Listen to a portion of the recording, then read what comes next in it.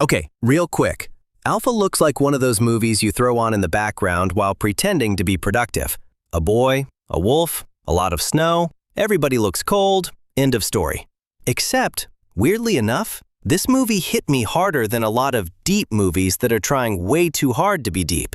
Because under all the survival stuff, Alpha is really about trust, loneliness, emotional survival, and finding connection when life has basically thrown you into the snow without a jacket. And honestly, that is a little too relatable.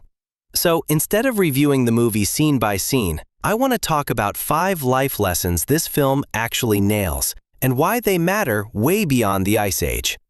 The first lesson is simple. Trust takes longer than we want. Kita doesn't win Alpha over with one heroic moment. He doesn't give one emotional speech, and suddenly the wolf is like, you know what? I do feel safe around you. That's not how trust works in movies, and it's definitely not how it works in real life. He waits. He pays attention. He stops trying to control everything. He gives the wolf space, and slowly, trust starts to grow. And honestly, that part annoyed me a little, because it's true. In real life, we want trust to happen fast. One deep conversation, one good impression, one "I got you" text, and we're ready to act like we've built something solid. But trust is not built in one moment. It's built in patterns. I learned that the hard way in adult friendships. You meet someone, the vibe is good, they seem genuine, you talk for 2 hours, and suddenly in your head you're like, this is my person. Then 2 months later, they disappear, cancel 3 times, borrow your energy, and leave you emotionally invoice-free. That's not trust. That's optimism with good lighting. So the real takeaway here is this. Stop asking, do they say the right things? Start asking, what do they do consistently? Trust is not chemistry. Trust is evidence. The second lesson is one I think a lot of people hate hearing. Vulnerability is not weakness. Kita is not impressive when Alpha starts connecting with him. He's hurt, he's scared, he's exhausted. He has absolutely none of the main character confidence we all pretend we'd have in a survival situation. If most of us were there, we'd last maybe 12 minutes and then cry near a rock. And yet, that's exactly the point. Alpha doesn't connect to perfection. Alpha connects to honesty, to need, to humanity. That hit me because a lot of us were raised to think people will respect us more if we always look fine. So we say, I'm good, when we're clearly not good. We smile through burnout. We joke through heartbreak. We act chill in situations that are spiritually setting us on fire. But real connection usually starts when the performance stops. I've seen this in normal everyday life. Sometimes the moment a friendship gets real isn't when you impress someone, it's when you admit you're struggling. It's when you say, hey, I'm not handling this well. It's when you stop trying to sound polished and just sound human. Not dramatic, not attention-seeking, just honest. Because people don't bond with your image, they bond with your reality. Lesson 3. If loyalty only goes one way, that is not loyalty.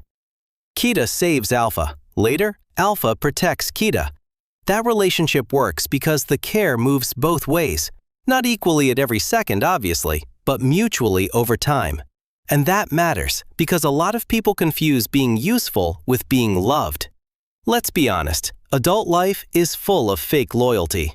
The kind where someone calls you when they need help moving, need a favor, need emotional support, need a connection, need advice, need a ride, need you to proofread the same resume for the 6th time.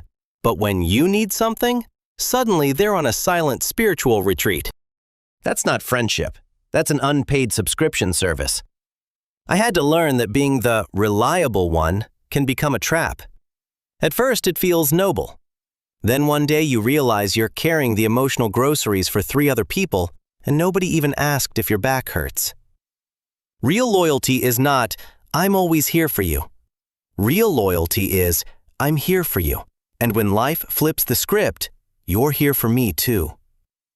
So if you're constantly pouring into people who never pour back, don't call that loyalty. Call it what it is: imbalance. Lesson 4 might be my favorite. Adaptation is survival. Keita starts the movie thinking he knows who he is: hunter, son, member of the tribe. But survival forces him to become something else: more patient, more observant, more nurturing, more flexible. He doesn't survive by staying exactly the same. He survives by changing. And if that sounds obvious, why do so many of us resist it like it's a scam? A lot of people say, "That's just who I am," when what they really mean is, changing feels uncomfortable and I would prefer not to. Which, fair enough. Growth is awkward. Boundaries are awkward. Learning discipline is awkward. Budgeting is awkward. Telling someone, "Actually, that doesn't work for me anymore," is extremely awkward. But staying stuck has a cost too. I've done this in small ways, saying I'm just bad at mornings when really I had terrible habits. Saying I'm not organized when I actually just didn't want the pain of building a system. Saying I work best under pressure, which is something people say when they want procrastination to sound like a personality trait. And this movie quietly calls that out. You do not become who you need to be by worshiping who you used to be. The last lesson is the one that stays with me the most. Home is not just where you came from. Home is where you're seen. By the end of the story, Keita is trying to return to his people, but he's not the same person anymore. And Alpha is part of that change. The bond matters because it represents something deeper than survival. It represents being known. And I think a lot of people quietly ache for that. Not just company, not just attention, not just being surrounded by people, being understood. There's a big difference. You can be in a room full of family, friends, co-workers, classmates, whatever, and still feel emotionally homeless. Still feel like nobody really gets how your mind works, what you care about, what scares you, what you're trying to become. Then sometimes, almost by accident, you find your people. Maybe it's one friend. Maybe it's a partner. Maybe it's a tiny online community at 1 a.m. talking about movies and life and the fact that nobody fully knows what they're doing. And suddenly, you exhale. That's home. Not the place where you have to edit yourself to be accepted. The place where you can show up more honestly and feel recognized. So yeah, Alpha is technically a survival movie, but emotionally, it's about something way more familiar. It's about how trust takes time, how vulnerability makes connection possible, how loyalty has to go both ways, how growth usually feels awkward before it feels empowering, and how home, real home, is being seen without having to perform. Which is kind of wild for a movie that, on paper, sounds like sad caveman and emotionally supportive wolf go for a walk. But that's what I like about it. It sneaks up on you. If this movie hit you differently too, let me know. And if one of these lessons felt a little too personal, well, welcome. You're among friends.